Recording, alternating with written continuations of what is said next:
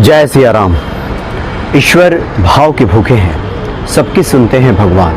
अक्सर हम ये बातें सुनते तो हैं संतों के मुख से, लेकिन कई बार इस पर विश्वास करना थोड़ा मुश्किल हो जाता है, क्योंकि मानव का स्वभाव ही कुछ ऐसा है। बहुत बार लोग तो कुछ कमेंट्स भी करते हैं, लिख करके भेजते हैं कि ऐसा लगता है कि ईश्वर तो जो धनी लोग हैं उन्हीं के सुनते हैं। कुछ इस तरह की बातें भी लोग लिख करके भेजते हैं।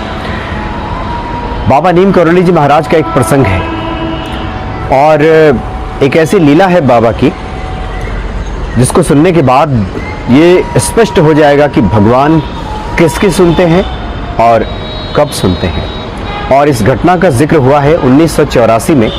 कादम्बिनी जो पत्रिका है उसमें एक पूरा आर्टिकल बाबा नीम करोली जी महाराज के बारे में छपा था और उसी में इस घटना का जिक्र किया गया है कि भगवान सबकी सुनते हैं। और बाबा नीम करोली जी महाराज ने अपने भक्तों के सामने यह स्पष्ट किया, बताया कि ईश्वर भेदभाव नहीं करते। ईश्वर के दरबार में कोई भेदभाव नहीं है, भाव के भूखे हैं भगवान।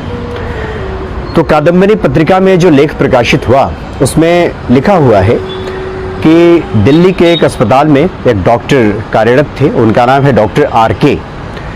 डॉक्टर आर.के ने बाबा नीम करोली जी महाराज के बारे में सुन रखा था, उनकी महिमा से वो परिचित थे, मिलना चाहते थे उनसे। तो पहली बार उन्हें पता चला कि बाबा जी एक कोठी में ठहरे हुए हैं दिल्ली में एक भक्त के यहाँ। तो डॉक्टर साहब ने सोचा कि अस्पताल जाने से पहले थोड़ा समय है, बाबा जी से भेंट कर लेंगे, उनका दर्शन कर लेंगे।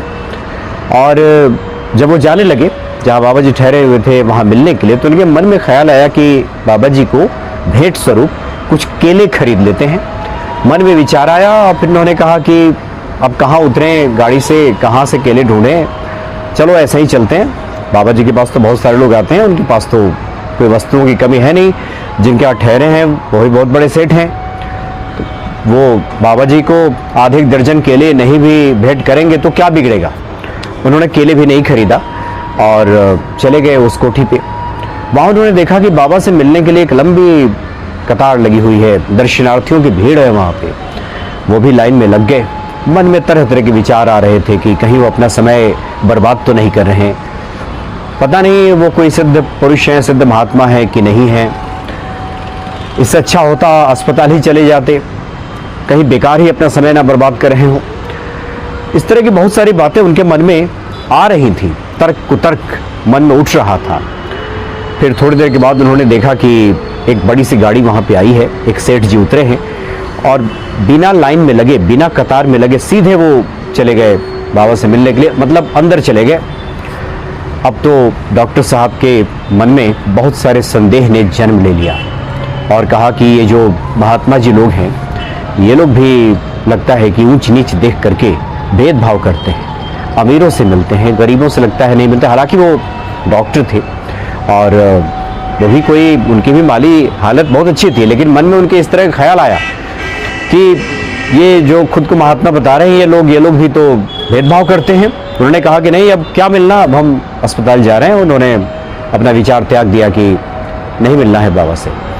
और जैसे ही वो लाइन से बाहर निकले अस्पताल जाने के लिए कि अब बाबा से मिलना ही नहीं है, तब तक एक व्यक्ति उनके पास आया और पूछा कि क्या आप डॉक्टर आर.के हैं। तो उन्होंने स्वीकृति में सिर हिलाया कि हाँ हम ही हैं डॉक्टर आर.के। तो उस व्यक्ति ने कहा कि आपको महाराज जी ने अंदर बुलाया है। महाराज जी मतलब बाबा नीम करोली जी महाराज ने आपको अंदर बुलाया है। उनका आश्चर्य का ठिकाना न रहा कि बाबा जी ने भला उन्हें क्यों बुलाया। बाबा जी से तो कभी वो मिले भी नहीं और उनके मन में तो बाबा जी को लेकर न जाने कैसे कैसे विचार आ रहे थे। इस उधेड़-बुन में पड़े हुए वो बाबा के पास पहुंचे। तो बाबा को देख करके उन्होंने जब प्रणाम किया तो बाबा ने कहा कि आओ बैठो, मेरे लिए केले लेकर तुम नहीं आए।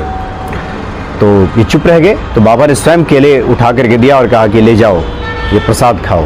केले का प्रसाद दे दिया और साथ ही बाबा ने ये भी कहा कि सुनो, हम किसी के साथ भेदभाव नहीं करते, हमारे यहाँ सब बराबर हैं।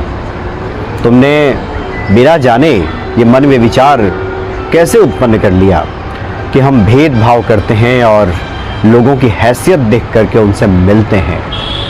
ईश्वर कभी भेदभाव नहीं करते। और बाबा जी ने भक्तों के सामने स्पष्ट किया डॉक्टर साहब से कि किसी से भेदभाव ईश्वर नहीं करते, जिसका जैसा भाव होता है उसी के अनुरूप ईश्वर मिलते हैं। लेकिन ईश्वर साथ में दयालु भी हैं।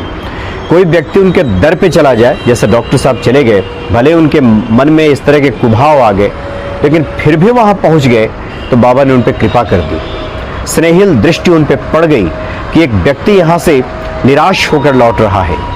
भले उसके भाव बिगड़ गए हैं, लेकिन वो निराश होकर लौट रहा है। और एक संत के प्रति जो स्वयं हनुमान जी के विभूतियों से भरे हुए हैं, जिन्हें लोग हनुमान जी का अवतार मानते हैं, उनके दर से कोई खाली चला जाए, नैराश्य की भावना लिए चला जाए, निराश होकर लौट जाए, ऐसा नहीं हो सकता। तो बाबा जी ने स्पष्ट किया कि जितने आपके भाव मजबूत होंगे ईश्वर के प्रति, ये तो भूल जाइए कि ईश्वर भेदभाव करते हैं। ईश्वर तो भाव के भूखे हैं। हम उन्हें क्या अर्पित करते हैं, क्या नहीं करते, इससे भी कोई मतलब नहीं है। हम बहुत सारी वस्तुएं ईश्वर को अर्पित कर दें, लेकिन हमारे भाव बिगड़े हुए हों, भाव शून्यता की स्थिति हो, हमारा प्रेम ना हो, तो फिर ईश्वर स्वीकार नहीं करते। लेकिन हमारे भीतर अगर भाव भरा है, हम कुछ ईश्वर को नहीं भी सौंपे, एक ललक, एक लालसा हृदय में है, मन में ख्याल आ गया है कि ईश्वर को कुछ हम अर्पित करते, और प्रेम भरा हमारा हृदय है, तो ईश्वर उसी से प्रसन्न हो जाते हैं। इसलिए जिन लोगों के मन में ये बातें आती हैं, कभी भी जो लोग इस तरह के प्रश्न लिख करके भेजते हैं, उनके लिए बाबा नीम करोली जी महाराज का एक ये जो प्रसंग है 1984 का जो कादम्बरी है, उसको अगर कहीं मिले तो उसमें देखिए, बहुत लंबा उसमें आर्टिकल बाबा जी के बारे में लिखा हुआ है। और इसमें बताया गया है कि ईश्वर कभी भेदभाव नहीं करते, इसलिए इस मन में लाने की बिल्कुल आवश्यकता नहीं। ईश्वर तो कीट पतंगों की भी सुनते हैं। कामतगिरी के जो पीठाधीश्वर राम स्वरूपाचार्य जी जब मिले थे, तो उन्होंने कहा था कि मानव को तो छोड़िए, कीट पतंगों तक की सुनते हैं ईश्वर। जो कहता है कि ईश्वर सुन नहीं रहे, वो सिर्फ अज्ञानता की वजह से कहता है। ये हमारी अज्ञानता है जो हम ऐसा कहते हैं। लेकिन जब मनुष्य समझ जाएगा तो वो मान लेगा कि ईश्वर सबके सुनते हैं। अब रही बात मनोरथों की, व्यक्ति के मनोरथ जब पूर्ण नहीं होते तो लोग समझते हैं कि सुन नहीं रहे, ऐसी बात बिल्कुल नहीं है। मनोरथ भी पूर्ण हो जाता है। बहुत सारी हमारी तरफ से ही कुछ ऐसे अवरोध है, कुछ गड़बड़ियां हैं, कुछ हमारे कर्म ऐसे वैसे हैं जिसकी वजह से विलंब हो रहा है। फिर भी अगर हमारे भाव बन जाए ईश्वर के प्रति, तो वो अवरोध भी दूर हो जाता है और ईश्वर तुरंत सुन लेते हैं। परम दयालु हैं श्री हनुमान जी और बहुत कृपालु हैं बाबा नीम करोली जी महाराज। जय सिया राम।